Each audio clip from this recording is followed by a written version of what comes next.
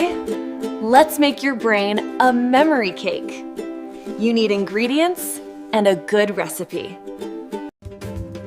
Your brain cells talk to each other. They pass along information like a perfect recipe. But sometimes sticky proteins gunk up the works. They are like bad ingredients. Or the brain's tiny blood pipes get clogged. It doesn't get the fuel it needs.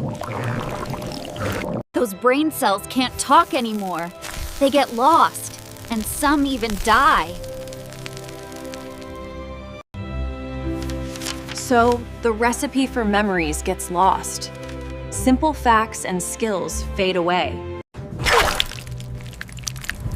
This is why your brain might scream, "Why do I have keys and a pineapple?" It's not their fault. The wiring is damaged. Patience is key. Understanding is the first step to better care. Subscribe for more brain hacks.